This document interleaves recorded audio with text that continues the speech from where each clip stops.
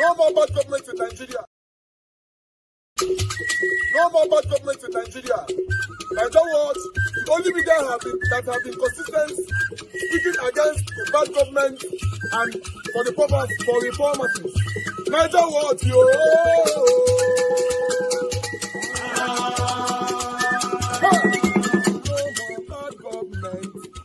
No more bad government. Niger what? No more bad government. Niger what? No more bad government. The only media that have been speaking. No more bad government. The voice of the voiceless. No more bad government. No more bad government.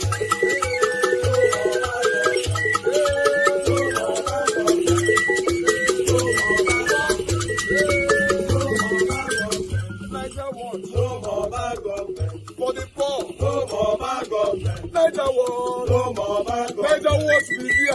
No more bad government. No more bad government. No more bad government. In Nigeria. No more bad government. No more bad government. No more bad government. The only media. No more bad government. The number one media in Nigeria. No more bad government. That have been speaking against government. No more bad government. Niger what? No more bad government.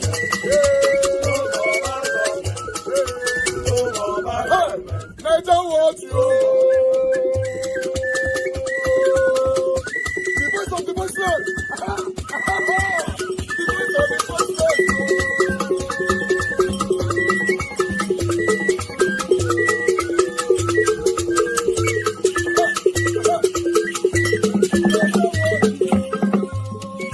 Voice for the voiceless. Voice for the voiceless. Niger what media? Voice for the voiceless. Niger watch media. Voice for the voiceless. The only media that have been speaking against bad government. Being consistency since 1944. Voice for the voiceless.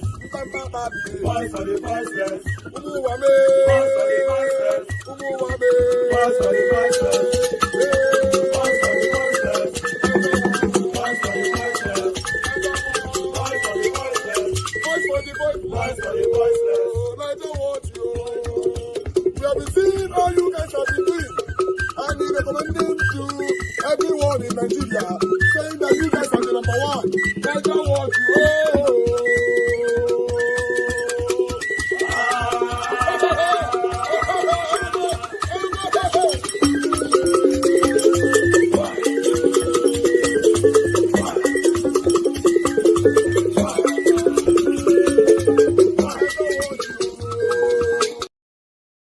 Us now with stories trending around the world is a representative of Anambra State from Ogidi community.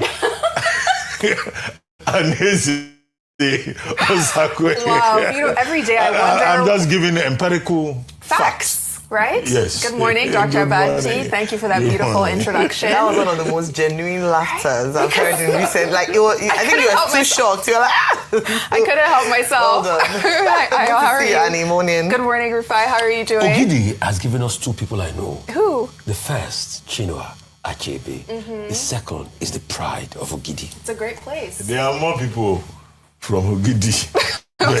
More than us. That I know. That you know. I qualified it. But don't let's waste time Yes. with a long list of the heroes of Ogidi land. Exactly. From Ogidi. One of many. One of many. One of many.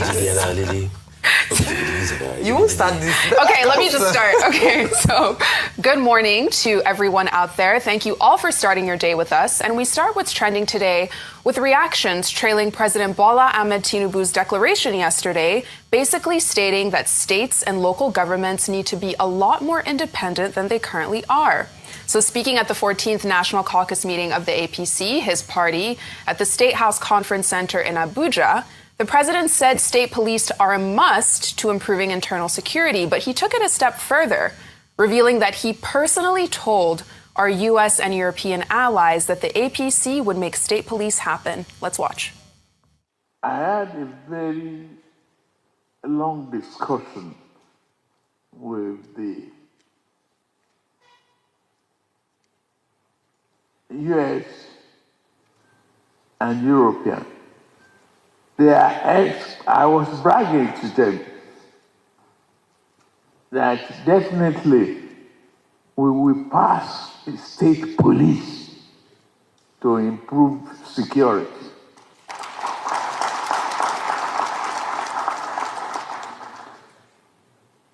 He asked me if I'm confident, and I say yes. I have a party to depend on.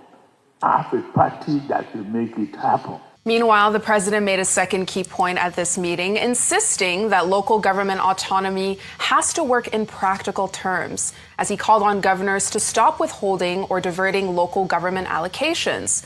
According to the president, a strong local government equals a stable community. Let's watch. The local government autonomy, it is and must be effective. Let us give them. There is no autonomy without funded mandates. We'll give them their money directly. That's the truth. That's compliance with the Supreme Court. Clearly, autonomy is the name of the game here, and I'll take some quick reactions before coming to you, Dr. Abati.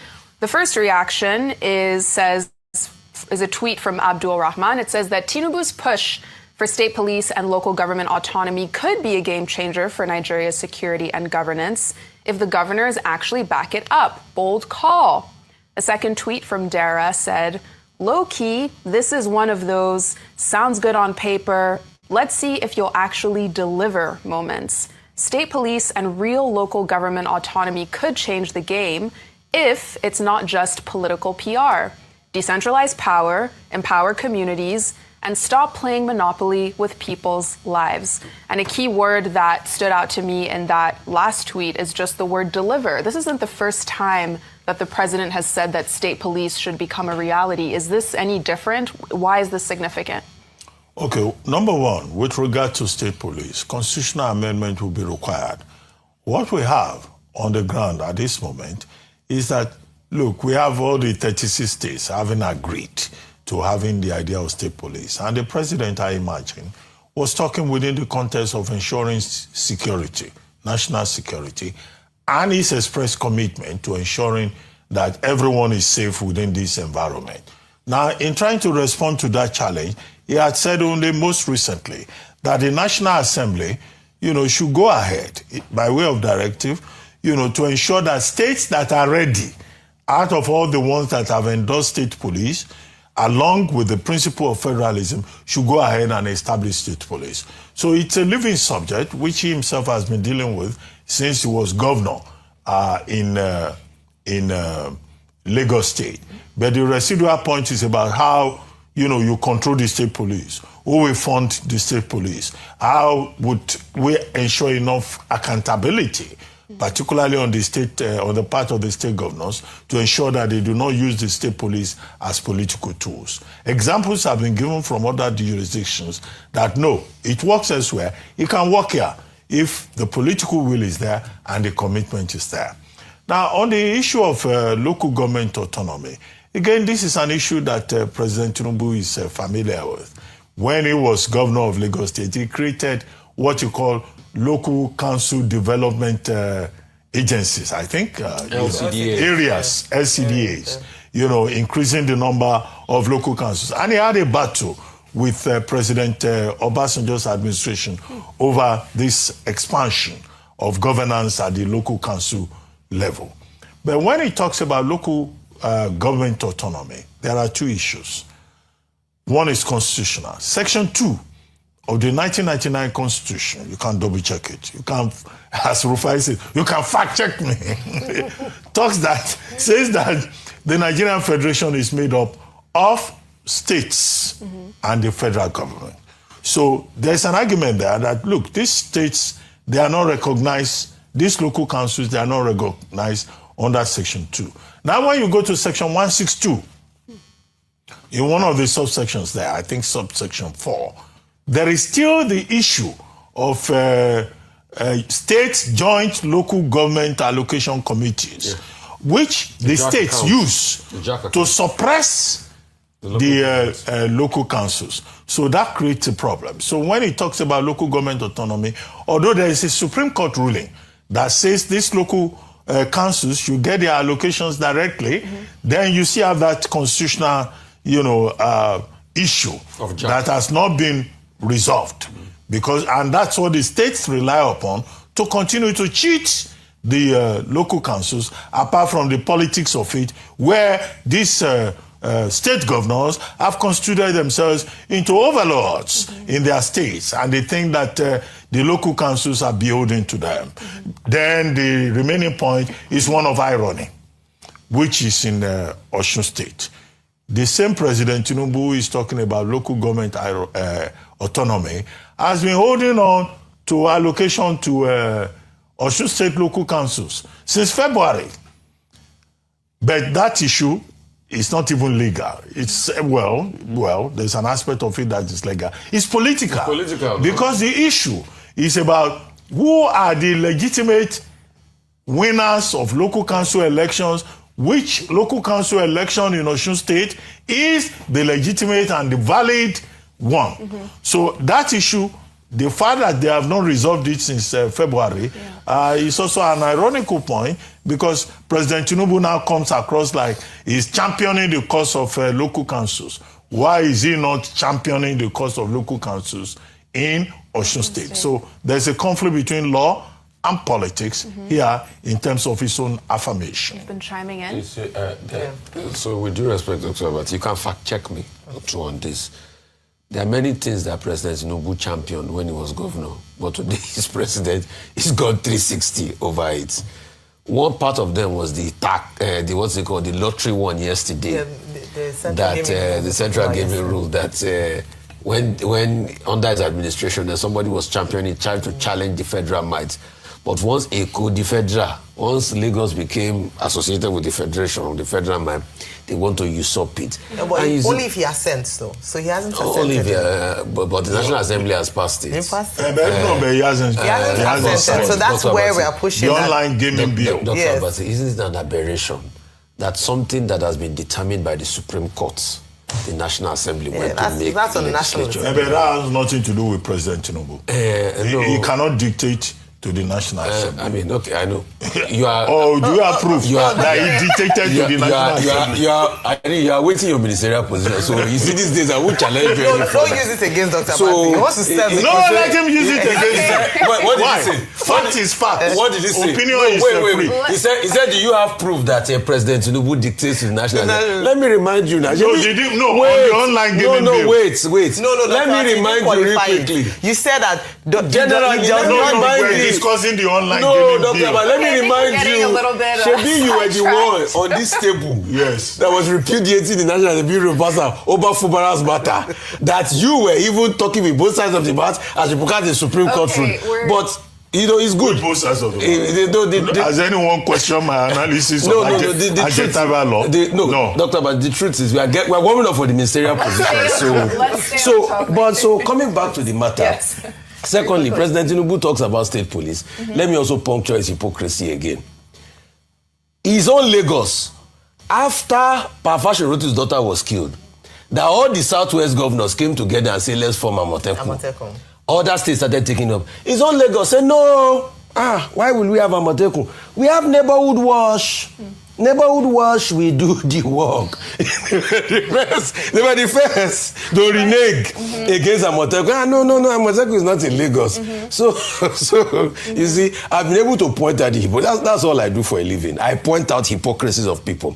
I'm not saying it's not good for the president to be able to say this. Yeah.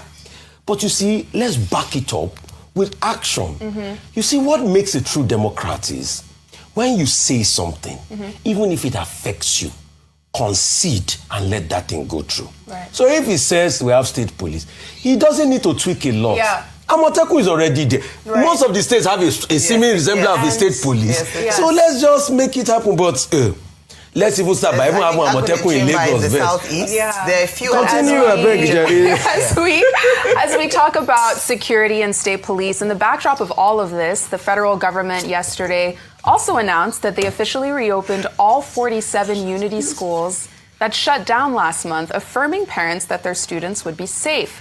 Now, the announcement came in a statement from the spokesperson of the Federal Ministry of Education, saying in part that after the strengthening of security architecture within and around affected schools, academic activities have fully resumed. So Bottom line is that kids are now back in school, and that is a positive development. But there's still a level of ambiguity as to what exactly this strengthened security looks like, also from a less tangible perspective.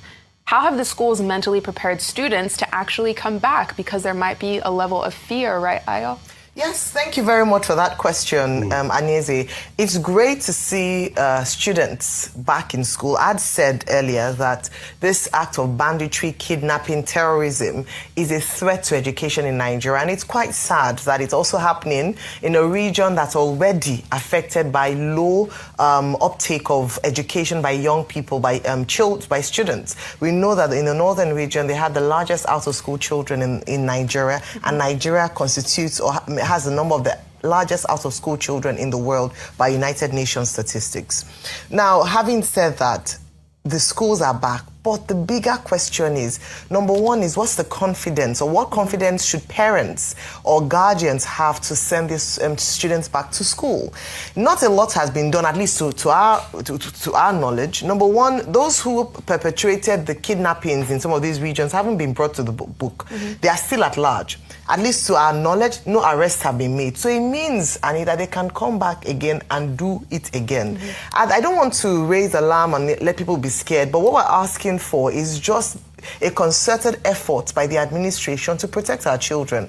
I'm still raising the fact that 165 out of the total abductees from the Kebbi school are still in captivity. These are young children. If you see the age and the class, nursery school, primary school, if this is not a cause for concern, then there's a problem here. So we still have school students still in captivity, and you're telling parents to take their children back to school without any show of what has happened differently.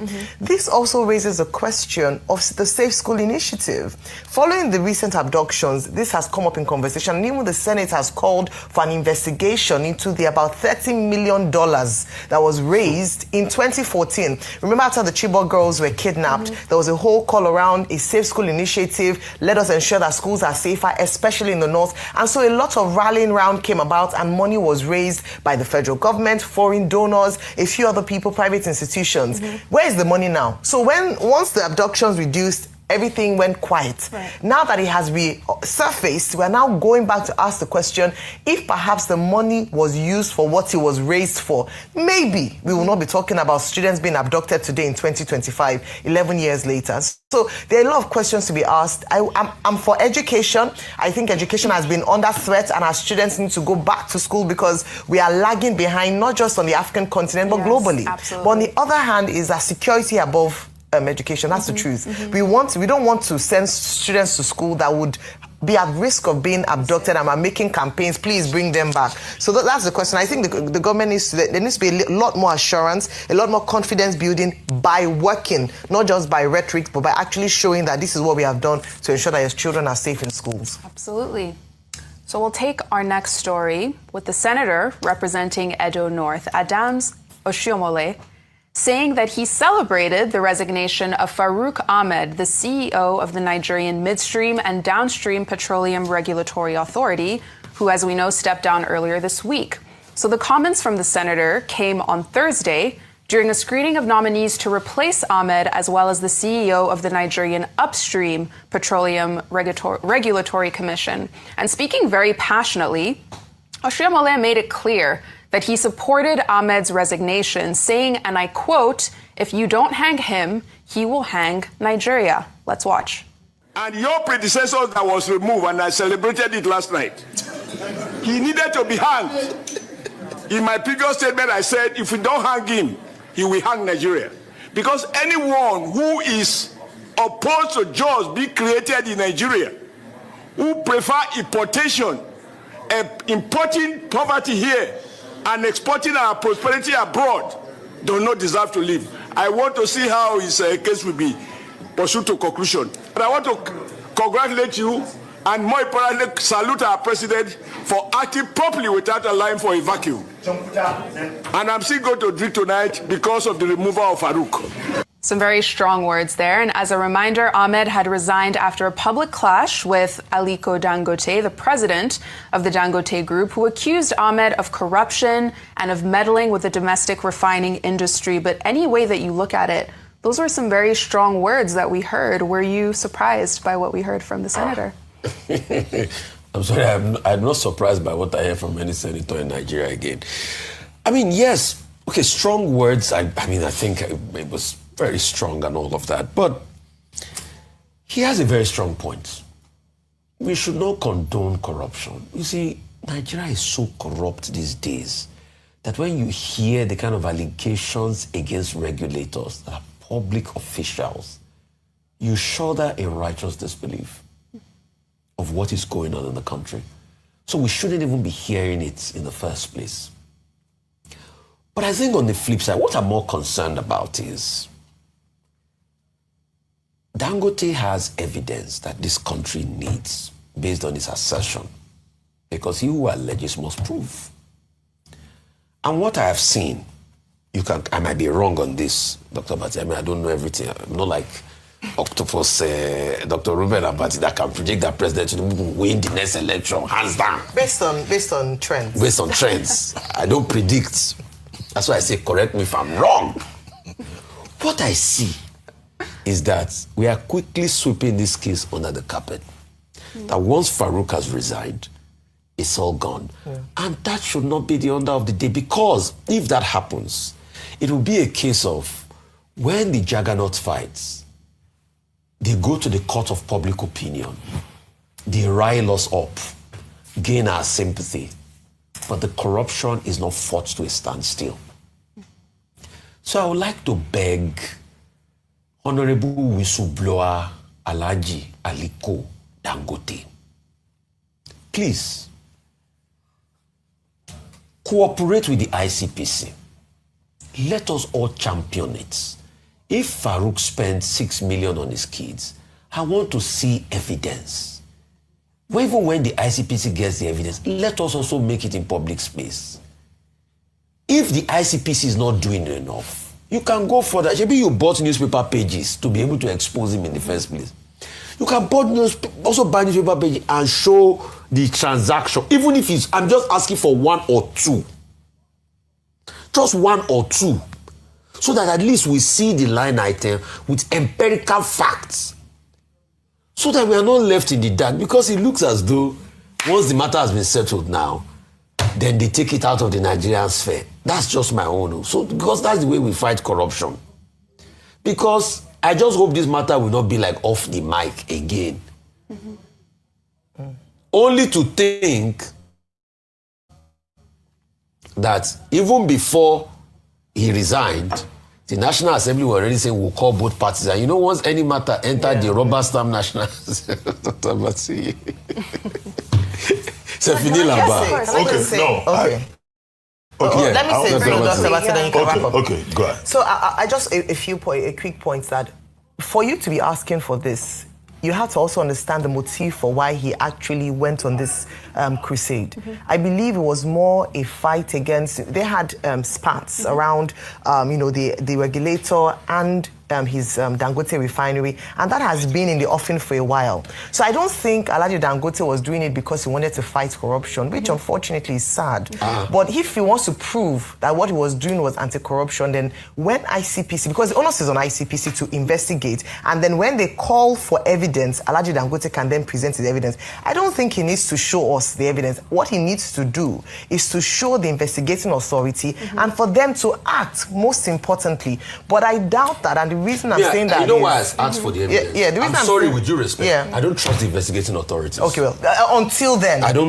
We have to give them the benefit of the doubt. It's not even only me. Until then, Kevin, Dr. But you remember Kevin made that point to you that we don't also trust the investigation. So that's why I say if Dangote can bring it, because at first, Dangote did not write a petition. Sorry to cut you now.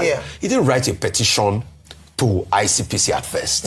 So he brought it to us in the court of public opinion by putting it in the newspaper. So he must continue with us and show us the evidence. That's why I'm asking the evidence. Just to respond to that.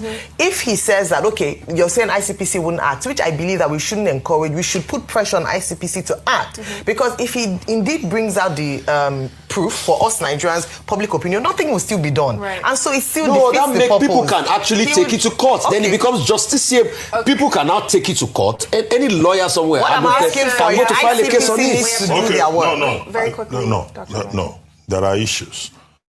The first thing is that this was at the confirmation hearing for Mrs. Urisemeyiwa Eyison and also Engineer Mohammed. Madam Eyison is the one going to NUPRC. Yes. The other person, Engineer Mohammed, is the one going to NMDPRA. And as for Madam Eyison, Senator Oshiomhole commended the idea of women empowerment. That that it was good that President Tinubu is looking at women for strategic positions. And then for Engineer Mohammed, and both of them, he spoke about public policy. That beyond women empowerment, what is more important is what you will do with the kind of policies that you come up with. And it was on that curve that he then started talking about Farouk Ahmed, whom he said should be hanged. Well, I don't know whether under the rules of privilege, senators of Nigeria now can summarily execute human beings and say that, you are entitled to, you are due for extrajudicial killing. That responsibility belongs to the court of law. But out of passion, I guess Senator Oshiomhole said, this is a person that should be hanged because of what he has done. And it was very clear that he thought that Farouk Ahmed was a very, very bad choice for the office of the DG of the NMD PRA. But I don't think, senators should give judgments as to whether people should live or die. What we can say specifically is that the issues have been raised by Alhaji Aliko Dangote and perhaps others will come up with other issues. It is the ICPC that is the statutory body that can investigate. And what we can say is that ICPC should not drop this matter because it is a matter of public interest. We would like all the allegations to be investigated, and the person who has alleged should also provide proof. Now, the other issue there was that Senator Adams Oshiomhole said he has been drinking and celebrating. His resignation. Is that an issue for the ethics committee for a senator to say, I've been drinking in celebration? He even said he will continue drinking, that Farouk Ahmed has been removed because the man is not supporting job creation, manufacturing in Nigeria. And that he thinks, which is the biggest point that he made, that local jobs, local manufacturing, job creation, opportunities for Nigerians, national interests should be defended, and that no public official should use his or her position to sabotage Nigeria. And it was in that regard that he came across being a pro Dangote refinery. And I would like to end by saying that Alhaji Aliko Dangote, saying that Senator Oshiomhole likes to celebrate, should send him more drinks for this weekend for celebration, and the drinks should be accompanied with prayers, special prayers. My recommendation is a recommendation, so that he can continue to celebrate. And on that note, you don't want the senator, to celebrate. Why did you say you said prayers? Yes, with drinks and special prayers. On that, since he has taken a position in the matter. Let him make it local producers. You shouldn't bring from Britain, like Mr. Boris Johnson was saying. That's what they import here. They should get us local. Yes. You think I'm joking? With due respect, I'm saying that. No, we have to. We have is to. it 40-year-old? We have to go to our next story. So let's stay in Edo State, discussing Edo State, because in a series of explosions, plural, that took place in Auchi in the Etsako West local government area of the state. So these explosions happened on Wednesday after. I need everything to be released more than you people. Have you forgotten what I said? I said I'm not going to say anything until he comes out to come and talk. My mouth they scratch me, I won't talk, and I need him to come out to say something. So why would I need him out more than you need him out? So when they say shape of very dark, but Rattles will be disappointed. Hell no. We need him out so that we can know what really happened. Why 5.5 million naira was missing. Why he took it. Do you understand? These are the things we want to hear. And I also saw somebody saying, Alison does not need to explain to anybody. Shut up your mouth. He needs to. And the craziest part is, if he does not explain, I will explain. Regardless. My mouth is scratching me. I need to say a lot of things. But I need him to explain in details why he took the money. You people have forgotten the work Very Dark Man does. Very Dark Man exposed criminality. Very Dark Man exposed scammers, thieves, and people that take advantage of the public. That's what I do. That's what made me popular. I'm not going to stop it because of one name is involved. Especially when I know a lot about the person already. Come on, my mouth is scratching me. I don't want him there. Now that it's out, let me now give updates. You know, people are saying that Very Dark Man, you people stop talking about the man in the bush. It seems that it's set up and blah, blah, blah. The man is still in the bush, to the best of my knowledge, today. Except if they don't release them today. As of yesterday, the man is still in the bush. Do you understand? Now, what is the update?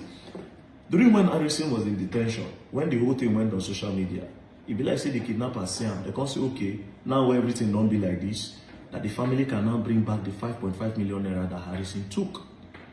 So the family tried to get it from police, carry that money and go and give it to them. Eventually, they say they don't want again, they don't double the money. Of course, because of what they are seeing on social media.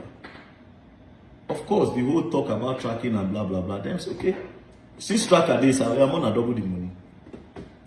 After that, they increased the money again to 60 million naira. After that, they increased it again to 50 million. They bring it down to 50 million. Do you understand? Then the family went to go and meet Harrison. You see, Harrison is out now. So if you say, na lie or no be lie. Do you understand? So they went to meet Harrison. Harrison now pleaded with them that he's sorry for everything. He apologized that they should make the matter die down. That he's ready to give them that money so that they can go and release their brother. He will give them half of the money. And one state government will pay half. He didn't mention the state government. So the family said, okay. They waited for that money. Harrison no pull through. Do you understand? So to the best of my knowledge, right now, the man still there for there. Do you understand? And the kidnappers, they increase the money because, according to Una say, tracker did the money. So them now, I guess they want to see the tracker. That's why they increase the money. Anyways, Harrison, welcome back. We want to know why you put that man's life at risk and took 5.5 million naira from the money. That's number one. I'm really curious about the whole tracking thing. You know why I'm curious? I want to know, there are a lot of stories from Harrison team. They say they usually take out that money. Then after, they will not give it to the family. So the previous family won't know how many of them when I don't give. We want these families to come out and say, okay, this is the money Harrison has given us from the previous people. Secondly, there's this story about him buying kidnappers. Ooh, I'm really interested in that part of the story, you know. Let's see how many him don't buy. They say that they collect guns from kidnappers. Ooh. We want to know how many of those guns they've collected and given it to the police. Said they have been doing different sting operations. How many people have they really tracked? You know, all of this I'm really, really curious, you know. I want to know. Yeah, I want to know the people that we are curious, a lot of us, well-meaning Nigerians, not sentimental Nigerians, that claim to want the progress of Nigeria, but they don't want you to touch the people that they claim that they like. You know, so I'm really curious. So like I said, I want Harrison out more than all of you. Right from day one, I've said it. And now, this is my own part. As Harrison have come out now, I don't want all those story of, say, there are some things we cannot bring on social media. Bullshit. Everything is already on social media because I've started seeing some people say, Harrison doesn't need to explain to anybody. Shut up your mouth. He must explain to everybody. We're talking about him taking money. We're talking about stealing and putting somebody's life at risk in the den of kidnappers. Until now, they never release the man. And people should pray to God. Man, anything don't do that, man. You think it's about all the social media, this one, making stupid talk here and there. Do you understand? Why he took the money is really important. We need to know. Do you understand? How many people they don't rescue in the past? How many kidnappers they don't neutralize? How many they don't buy? Do you understand? Yeah, we need to know. Do you understand? And like I said, if he's not going to say anything, I'm going to say it. That's number two. Number three, now, Harrison, if you come out and you want to make your videos, this is your experience, right? This is your experience. I will not expect a cut and join video. Because when you do cut and join, mostly, it's when you want to do a damage control. I respect straight talkers. And that was how I figured out that Mercy Chinwo was pretty much lying the first time that she made that video. The cut and join was more than 50 times. I'll be how many times? More than 15 times. Remember, they were just cutting. And that was how I detected. And at the end of the day, she lied on a lot of things. You know, trying to gain public sympathy and all. So if it's your personal experience, there's no need to do cut and join in the video. right? Just explain what happened, why you took the money, the prototype, blah, blah, blah, the tracker, how many people have been tracked before, the families, and all the details. We need proof and evidence. Nigerians, like I said, I'll make everybody look stupid. I enjoy doing that. I love it so much. I do it with so much fun. Do you understand? Besides, at the end of the day, people are pretty much just sentimental. I even saw one person, like one very dumb person, say, that one say, oh, if everything comes out now, you should start charging money to go and rescue somebody. Ooh, were they really rescuing people? I'm curious. Said, they should start charging money to go and rescue victims from kidnapper, or to do bargain with kidnapper to drop ransom. So what are you trying to say? Dummy, are you encouraging kidnapping? Do you know what it means to have a middleman for kidnappers? To be a middleman for kidnappers as a business, that means you go to pray maybe they kidnap people.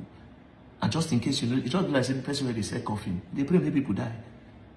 The doctors and the nurses, they pray maybe people sick. I'll block this person. You can't call me like that 4 times. Doctors and nurses pray for people to be sick. For people to have medical problems. People where they sell coffee, they pray maybe person die. People where they do real estate, they pray maybe people buy a house. So whatever business that's giving you money, you pray, customers come. So if you are saying everything should charge to be collecting ransom to go and be giving kidnappers, that means you will pray for kidnappers to kidnap people.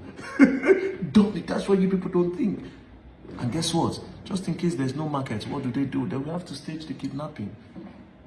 I always beat you people to all these things because you people don't think. That's why it always looks like Very Dark Man is a manipulator, because Very Dark Man will put the truth in your face and you just sound stupid.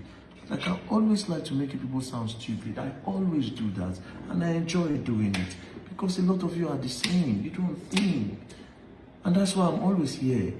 And the problem is, you people will talk, insult, emotional blackmail because you feel like, oh, you can talk to Very Dark Man. You have forgotten that Very Dark Man get pride, die, and you are meant to listen to Very Dark Man. Very Dark Man is not meant to listen to you. The law says, the Very Dark Man law says, I talk and you listen. You talk, I don't listen, because I talk with the truth. You understand? Because I talk with the truth and nothing more. So Harrison will be waiting for you, and the video should be straight, no cutting and cutting. And mind you, please, where are we now? We are He's Jealous. We have moved from manipulator, which one they call me again? Main character syndrome, hero syndrome. Now we are jealous. Next week it will change, you know. It always changes. It always changes. It always changes. Anyways, peace and love. You all will learn and you all will learn the hard way. So Harrison, we're waiting for you, yeah?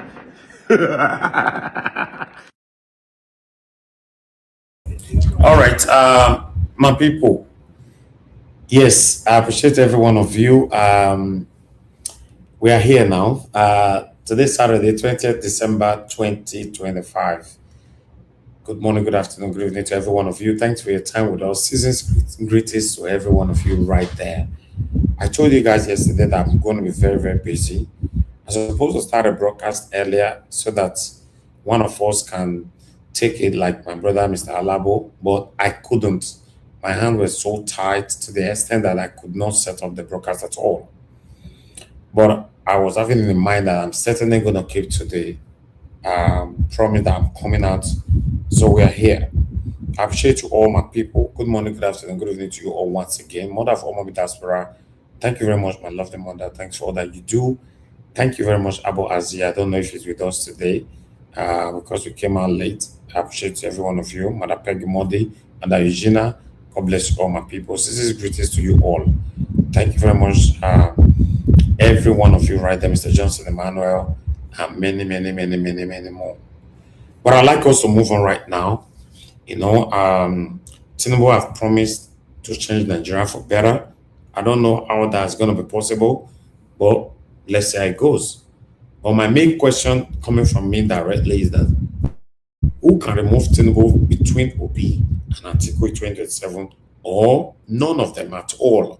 Tinubu will rule in after 2027 is a question that I really want to get an answer to, either on the comment section, on the panel, or you can call in, even though it's more than 10 o'clock now.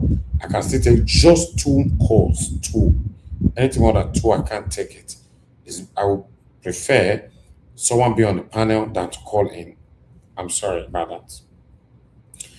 Because the journey where they go is long, and the way Tinubu are strategizing everything, it looks like it will be difficult to remove this man. Even some of us believe that Tinubu can easily be removed in 2027. For me, I'm trying to get it right or to understand it. It's quite difficult to understand.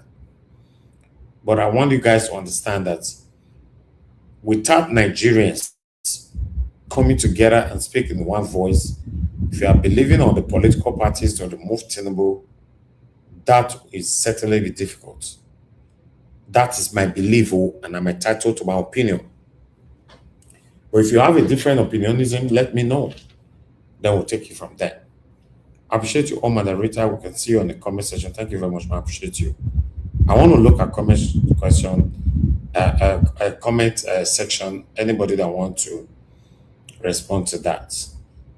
Who can remove Tinubu, Atiku, or Peter Obi, or none of them? If you mean none of them, it means Tinubu will continue to rule even after 2027.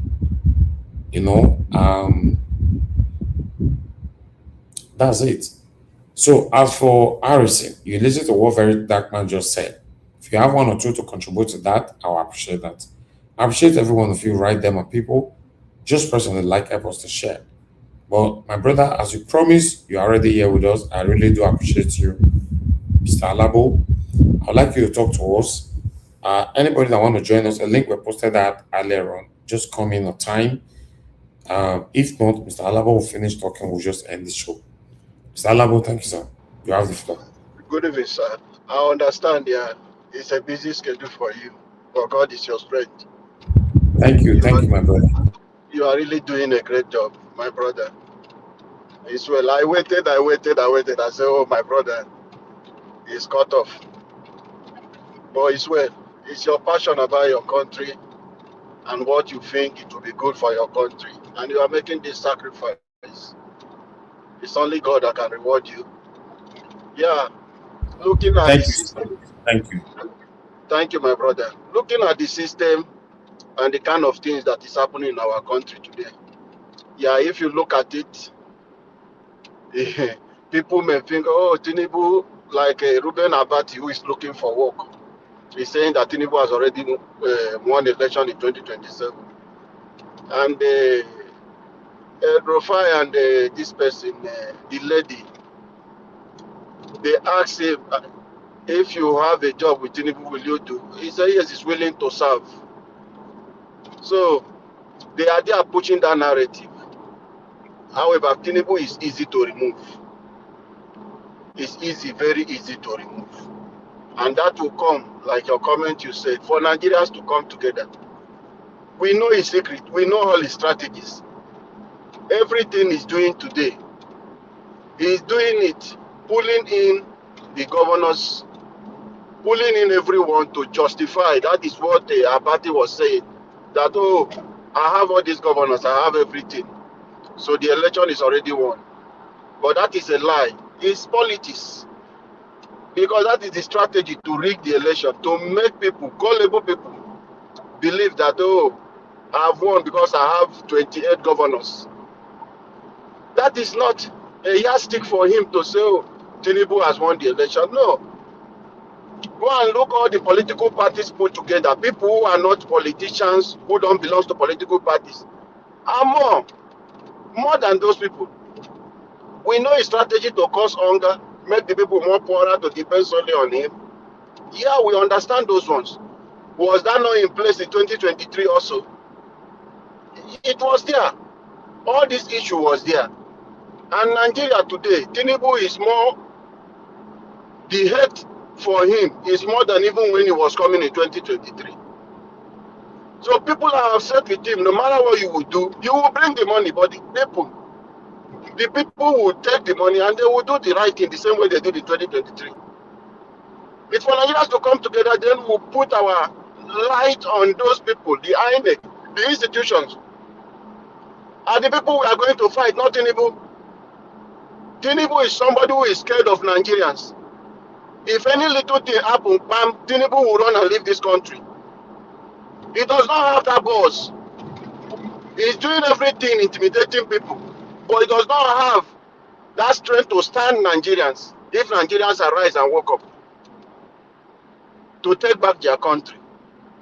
So my brother, with Peter Obi, who I strongly believe and I'm supporting, come rain, come shine. Madam Rita, I can see you. Thank you. Okay, thank you, my brother. Come rain, come shine. I know that His Excellency, Mr. Peter Obi, will defeat Tinubu. So we are watching is the institution that is our battle today. To fight the institution that is going to rig the election for him, because there is no plan for him to win the election than rigging.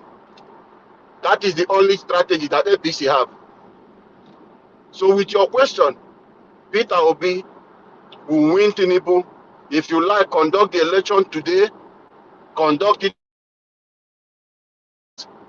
2027. Peter Obi will win Tinubu before 12 midday.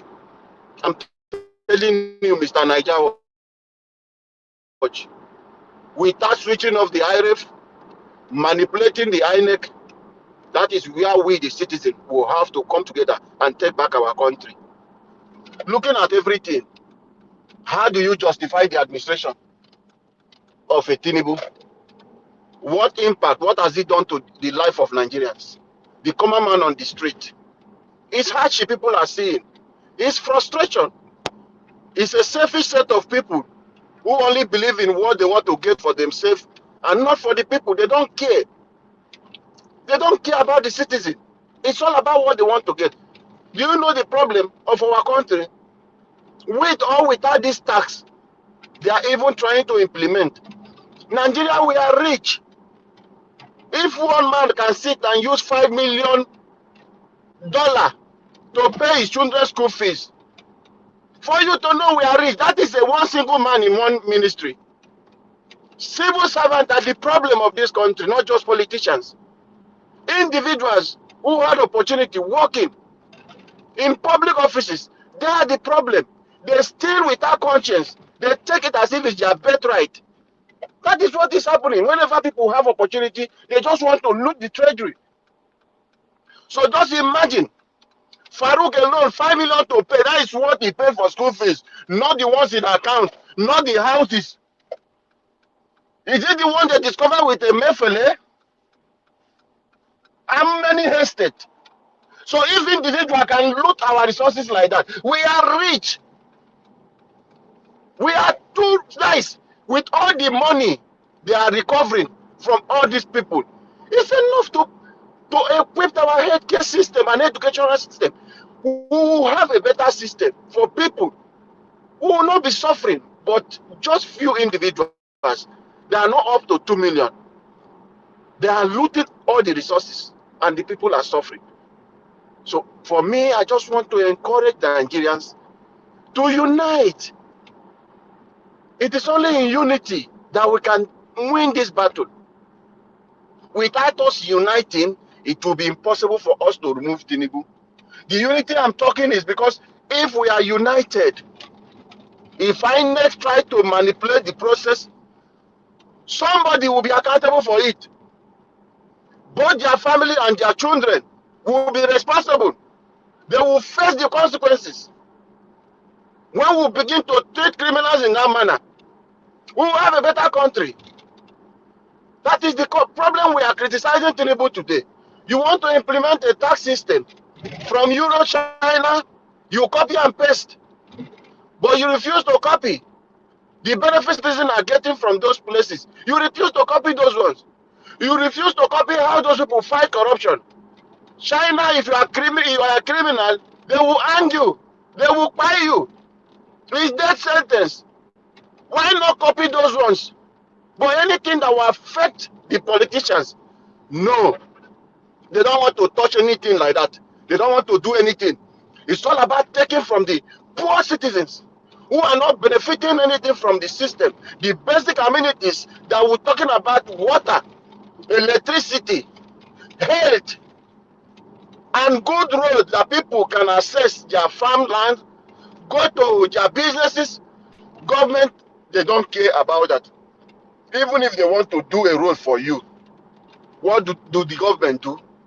They will do a road that is going to be 1 billion naira. They will do it at the cost of 10 billion. In 2 years, that road is destroyed. Even before that person that is building that road will leave office, the whole road is damaged again.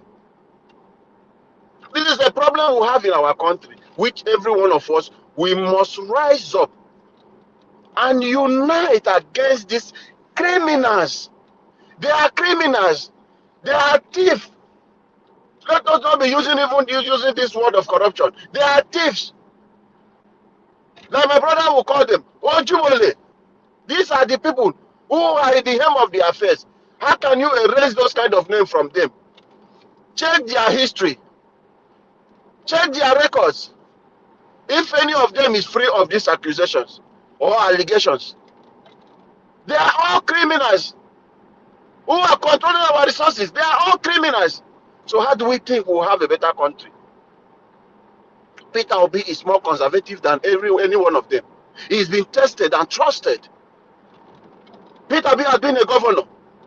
If a sitting government who hate him with passion could not find anything to bring him down, to make him look ugly in the eyes of Nigeria. So who are you to come and say Peter Obi is a bad person? With all the institutions put together, even his recent tax they asked him to come and declare, they couldn't find anything to hold him down. We need him to come in, even if it is 4 years. Just start up. Show that a leadership example. That is what we lack. Where you will not see his son who is busy in the UK and America, doing his media work, doing his acting job, who does not care about anything. Even when he was the governor, none of the children, nobody see them. Even his wife, nobody see her as first lady. This is the cost we want to cut down. The cost of governance is our problem in Nigeria. Our politicians are living a big life while the citizens are shrinking.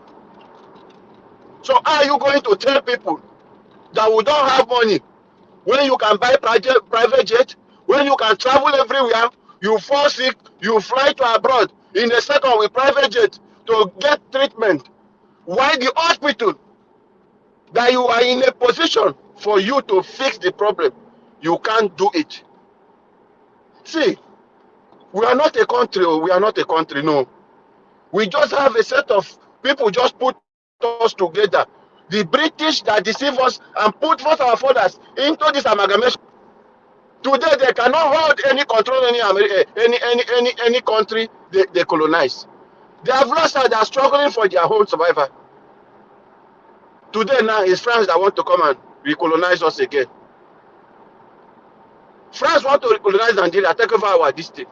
When other Francophone countries are leaving France, but that is where Tinubu find peace because of his dirty business. His dirty business with France and Chekari, his friend. Nigerians who must wake up and stop these people. They are about the medias, they control the medias, they control even some of your corrupt parents who will see you do the right thing, they will come and caution you, say don't do that. But once it's your future, you will say, Daddy, I'm sorry. You have lived your life. This is my own time. You fail us. Your generation failed us. You can't tell me to stop. I am protecting the future of my children and my own. So we must begin to rise up and challenge the status quo. We cannot continue. It's not a culture. It's not a way of life, corruption. Like politicians make us to believe and make everybody to adapt to those patterns. We cannot adjust to corruption and accept it as a way of life. We must expunge it. We must take it out. And we must take those people promoting it, take them out. Anyhow we will do within the ambit of the law and make them No reasonable, make them useless. We should do it as a country so that we can have a country that we can call our own. Not what we have today. What we have today is not a country, it's a criminal gang. That is what we have. Nigeria is not a country, it's a criminal gang. Where set of people will come, make so much money from the system, and begin to control the system to do whatever nonsense they want to do. And everyone is keeping quiet, watching them. It's really sad. The issue of Harrison is the least among us. These are characters we are talking. Everyone want to make money easy. Everyone want to go through the shortcut. Everyone want to create a legal job for themselves. Nobody again. Because the leaders have failed. The leaders are like the role model we are seeing today. People want to copy their lifestyle. So everybody have a way. They want to do the same thing to make money. It's affecting us. So you individual, as I am crying today, shouting, I should also lead by example. Let people who knows me can come and say, yes, I know this man. I know Prince Alabo. That is why we always tell you people, I have a social media account. People know me. How many of you can be proud in that way to say, yes, this is this? People will talk, when they talk about you, they say, yes, this guy, I know him. That is the kind of country we can build. So that when you have opportunity to go into power, you will not misuse or you will not allow it to intoxicate you, to make you to begin to misbehave. Because that is why we are suffering today. When you give power,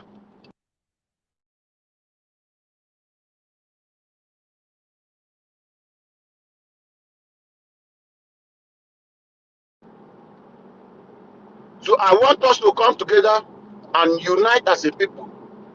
And we must be an example to others. By doing the right thing, the things you criticize, you make sure you are not like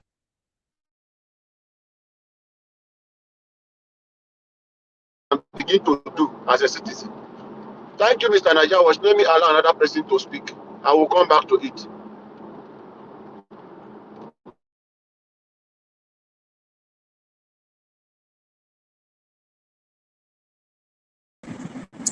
I guess Mr. Niger Watch is not there. Can anybody hear me?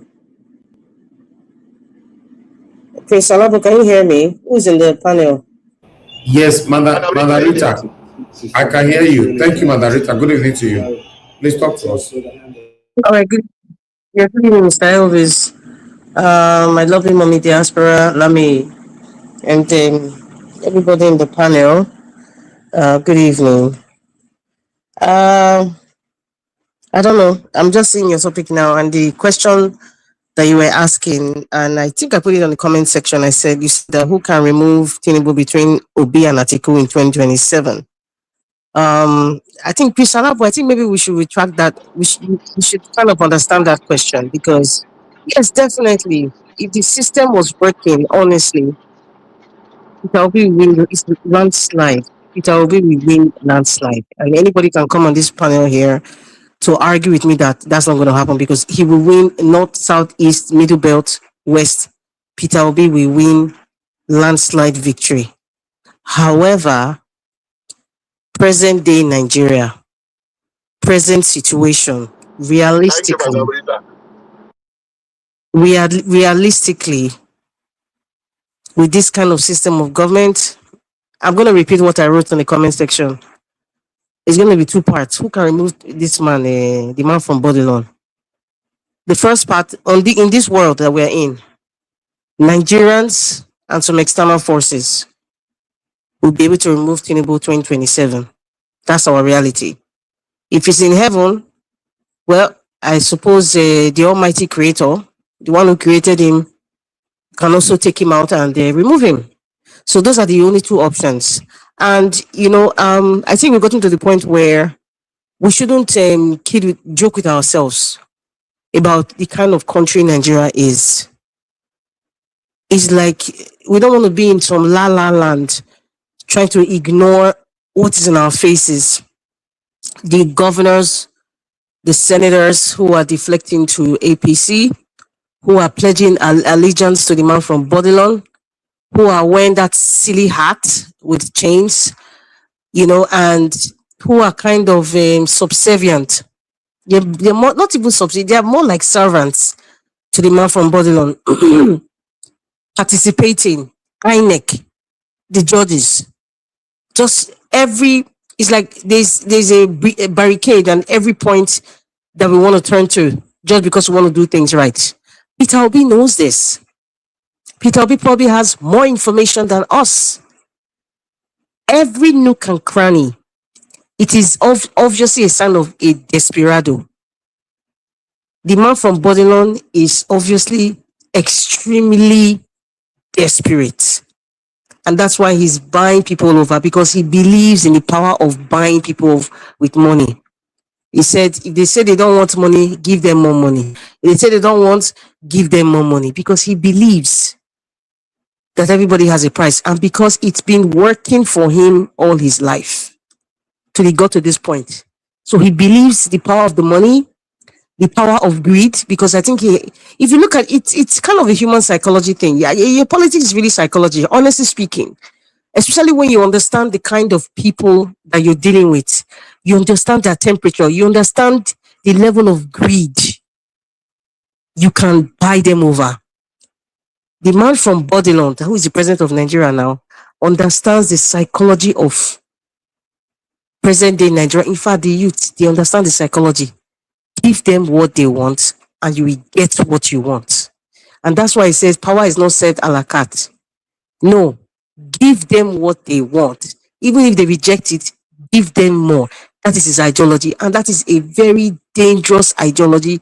That is so sickening that the entire country is just like, I would say a majority of Nigerians, they're kind of, I'm trying to be very careful with my words. They're kind of, it's like it's a virus coming from the source that has spread throughout the entire country. Forget about religion. It's even affecting so-called religious leaders.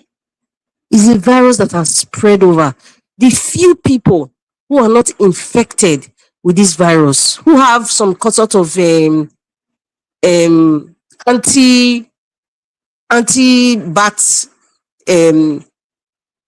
vaccination, let me put it that way for people to understand. They understand what is happening. They just can't accept. I don't even see Mr. Elvis even accepting. I don't even see myself even accepting it, because we have that vaccine already. But this virus has spread all over. Take it or leave it, my people. Even some have even betrayed Peter Obi. They have the virus. So what are we going to do? Like I just said, and I'm going to repeat myself. In 2027, the people that can remove the man from Babylon, who is the president of Nigeria, are Nigerians themselves in collaboration with external forces. It's dangerous to say external forces, because an external force will want to help you at the expense of your country. And if you're not smart enough, you would sell out.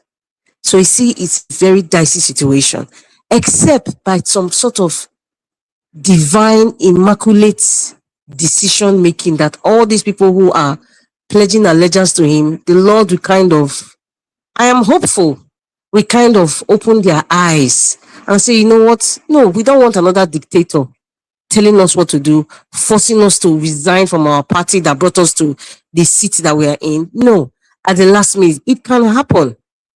It can happen. That is just, that's our reality. Take it or leave it. Peter Obi knows this too, but he's still moving on. People like Eunice Atanko, who has not betrayed, I pray he doesn't. I pray he doesn't get caught up with this virus. I pray.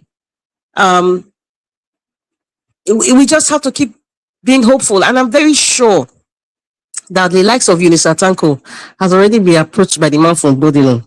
See, when they want to be so desperate, they can go to in fact, they'll probably even go to Peter Obi's wife. I will not even be shocked. I will not be shocked if they approached Peter Obi's wife and begged her to tell her husband to step down. Yes. That's how desperate they can be. Yeah. It's the same thing Tinubu, sorry, date of patience, good luck, Jonathan wife now. He has not spoken to the husband, but he came to begin to talk outside that his husband is not Please, when it contesting. comes to Remi Tinubu, I really don't like talking about that one because I see her as someone that's unstable, so that's why I really don't, want to talk. She's not oblivious to what her husband is doing. She's doing her own thing. What's his name? She is doing his own. The one that calls herself Yaloja, that one she's doing her own, amongst other, minions of the man from Bodilon. They're all doing their own. Bajabi Amela is doing his own too. There's a plethora of them. I really like touching there. I'm just stating the facts and the reality to Nigerians to really understand that that's how desperate the man from Bodilon can be. They probably even gone to his wife. Yes, but of course, Peter Obi is not going to tell you everything that's going on, within his enclave. He wouldn't, but we have seen the desperation from governors, from people who are supposed to be lawmakers, even from the judiciary. They're not even hiding it anymore. It's a virus. Money is a spirit, they say. Yes. Except if you are not, you don't have some sort of discerning awareness, you can cut up. You don't even know when you just end up just going with the flow. Because take it or leave it. I'm sure everybody probably knows it, but if you're in Nigeria, take it or leave it. Everybody is, what's in it for me? What is in it for me? What is my cut? Yes, everybody who has pledged allegiance to APC and the man from Bodler. If it's not even pledging allegiance to APC, you guys don't really understand. Right now, it's not about political party. If the man from Bodler was in AD or even Accord or even in Labour, it is that. It is forget APC is just a statue. The spirit behind the statue is what we are looking at. Forget all the people in APC; they're all PDP.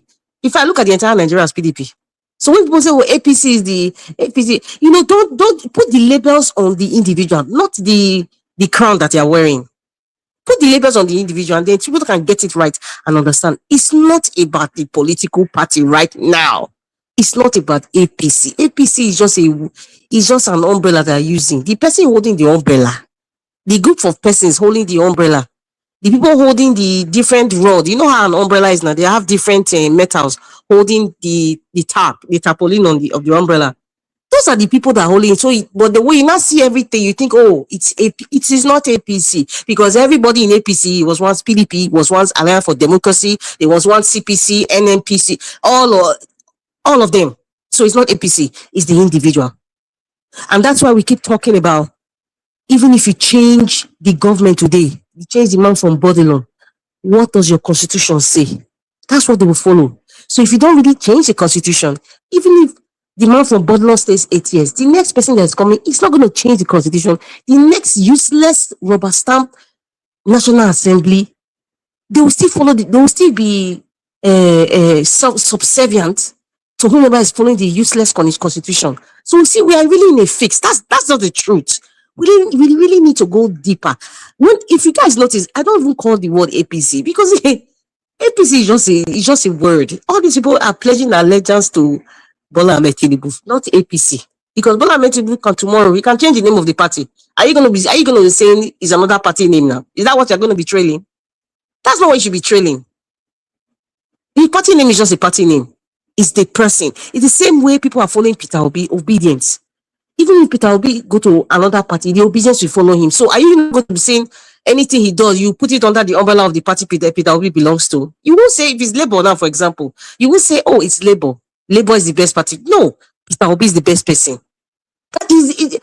Please, let us stop calling APC. Maybe we'll call APC because of the voting pattern, so that people will be aware that this party is not good. Yeah, but the real crux of the matter is the man who is holding that umbrella, and is a man from Bodilon, who is the president of Nigeria. That is all what all of them are pledging allegiance to, not APC. After all, Bola Ahmed Tinubu was in Alliance for Democracy before they made that merger to remove Jonathan. Right?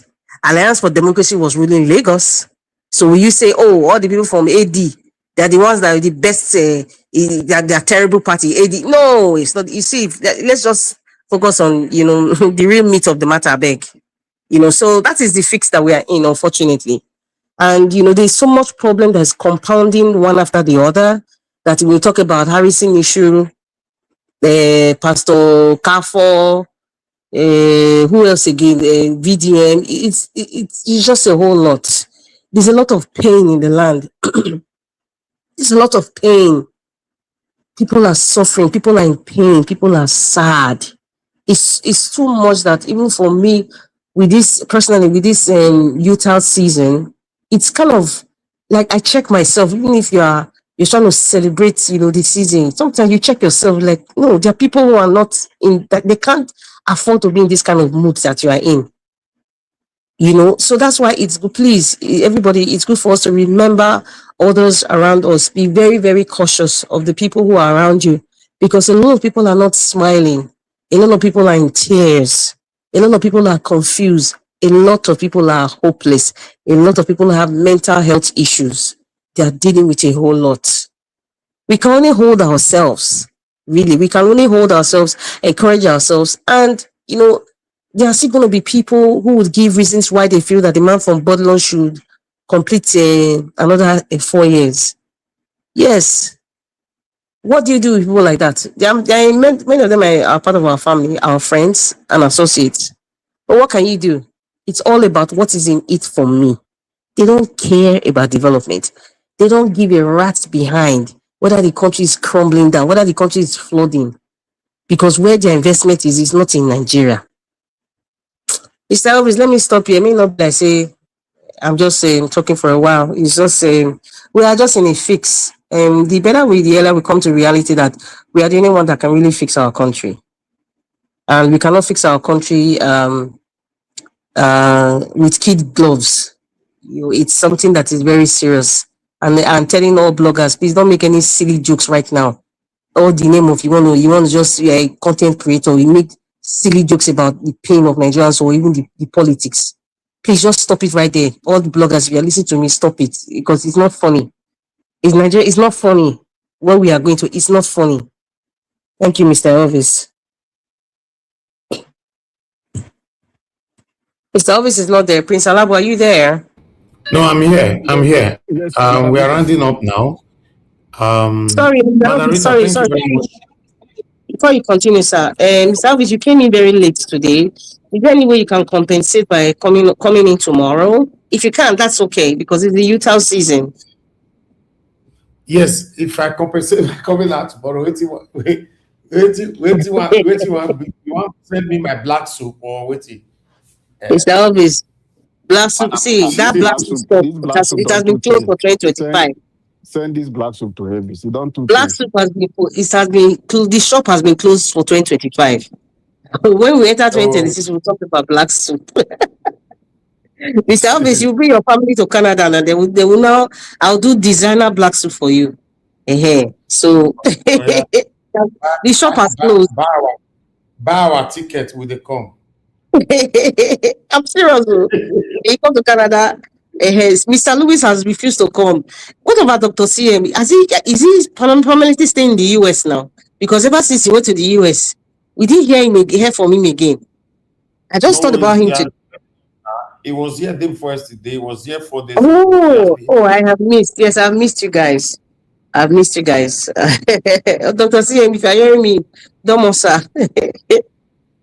Thank you, sir. Thank you, Rita. I really do appreciate you, man. Thanks for your time with us. Let me take this call, even though it's late. Thank you, Tony Africa. You only have 1 minute. Give it 3 minutes now. I want to say thank you to you and then Alabo also. I don't want to let Alabo know that I got his message, but that it is a pity that we are in a warlord situation. It's a failed state. The country was set up to fail, and then we have failed. You know what I say? We have failed. Those institutions that were left for us by our colonial masters and the military has totally failed. They don't rot, they don't fall apart. That is why what Alabo was saying is not going to come to pass, because we cannot unite, because we are not the same people. So, when you look at Sri Lanka, they are the same people. You look at even Kenya. That this we had what the name of this place in South Africa, that the way this woman was trying to kill people. That woman, what country, please, where they just had an election with that Sharia woman as president. Tanzania. You can see the people, they are the same people. They speak Swahili, they are the same culture. That's why they are able to make all those kind of protests. But they are all case. The higher we can go is old Western region. It was in one country now we did. We should manage ourselves together, okay? That's it, organize our work, okay? So this country, we need to accept that reality that we are not made up of same people. You know what I'm saying? So that we should stop all this way that, let us work together, let us unite, let us come and take our country back. We don't have a country to start to try to take over or to take back. All right. We have Western Nigeria to take back. The Eastern All right, Nigeria, thank they have you. their place to take. Then the Northern Nigeria have their place to take back, sir. Thank you, organize our work. Thank you, sir. Thank you, sir. All right, thank you, Tony. Africa, thank you, everyone. Yes, 1 minute, sir. I beg, tell them, say at the same thing, then they talk like this. We are now 65 years. We have to put the right people for us that can make this implementation for us, whether we will divide or have a this thing referendum. Without a good leader who will be there to implement or do this one, push for it, we will not have it. The same thing they talk, how many years? We are 65. We don't come out, we don't divide. Something where you don't go feed do. The one that is possible now, let's use that opportunity within the ambit of the law we have. We have the electoral system. It's for us to unite. I will keep saying it. Unite to pull out the criminal gang. Let us have people that have empathy for the people to be in that place. Then we can now have other opportunity to discuss whether we will be together or not. Not set of criminals that you can do that. Thank you, Mr. Elvis. All right. Thank you. Thank you very much, Mr. Labo. I appreciate you. Thanks for keeping to your words. Rita, please, 1 minute. Thank you, ma'am. Yes, thank you very much, Mr. Elvis. And if you can't come tomorrow, I understand because of the Utah season. And I hear that Lagos is a blast, and there's traffic everywhere. I don't know how you're surviving, but good luck. Jesus. Good luck, man. Good luck. Traffic is mad, man. Good luck, all of you are in dirty December. I really don't like using the word dirty. Sorry, but but obviously, I did yesterday 7. They wait till 6 p.m. for UK. Yeah, now they wait for Nigeria. Well, you need to understand. I suspect it's the traffic.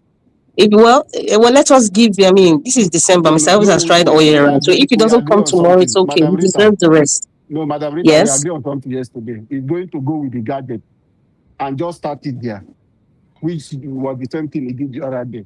It was not permissible. It was not permissible, but still, we thank God that we came in. Madam Rita, go ahead, round up. Thank you so much. Thank you very much, Mr. Elvis. God bless you, sir. God bless you. That's what I want to say today. I don't want to make a long speech, but God bless you. I think I have my New Year message or Christmas message. Whenever I just pray, maybe Christmas Day I'll have time to talk to everyone. Yeah, by God's grace. Yes, but everyone's kind of like. People not do Christmas for me before. I'll come here and I might come take my Christmas cake. My Christmas rice and stew. No, I will be. Thank you so much. Mommy Diaspora, I love you, Mommy. I love you so much. And God bless you and thank you for everything. That's all I have to say. Good night, everyone. And please, 2026, Mr. Johnson Emmanuel. I repeat, Mr. Johnson Emmanuel, 2026, I need you to come to the panel. I'm not begging you. I'm telling you, please come to the panel. I'll really, really appreciate it. Thank you. All right. Once again, thank you, Mr. Alabo. Thank you, Madam Rita. Thank you, Tony Africa. Thank you, Mr. Elvis, for coming. And God bless you, my brother. And all people who are supporting you at the backstage. God bless you, sir. God bless every one of you. Thank you, sir. Thank you very much. Thank you, sir. Thank you. On the comment section, Mother for Mommy Diaspora, thank you very much, Mommy. I appreciate you. Thank you for all that you do. Happy weekend to you. Happy weekend to you, Abu Hazim, my brother. Appreciate you. Thank you, Black Panther, Mother Eugenia, Mother Pegmodi, Love Maduka. Thank you, my people. Mr. Johnson Emmanuel, Eva Line, and many others. And God will bless you, normal people. We'll come to the end of the broadcast. Let's see. Probably I might come on tomorrow, but it's not a promise. Yeah, it's a busy period though, but still, let's see how it goes. Now, God will bless you, normal people. Have a good night, and bye for now.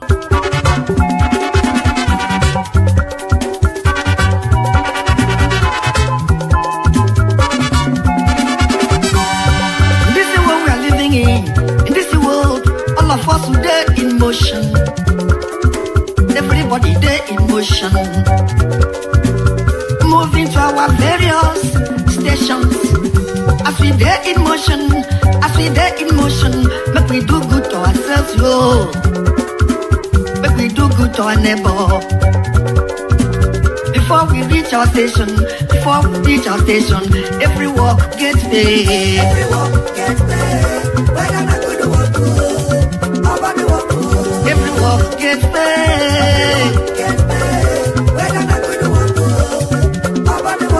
I make a dey fear my God.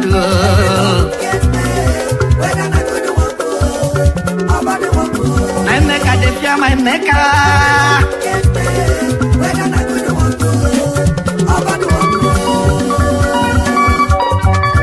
Whoever will come and go on song, organize.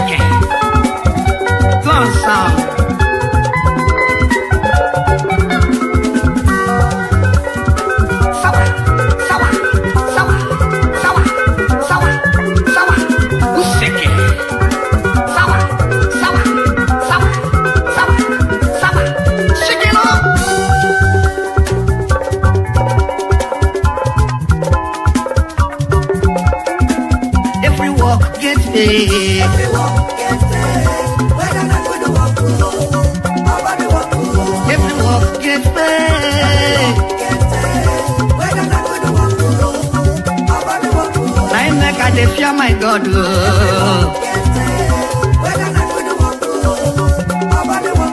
I make a dey fear my Maker.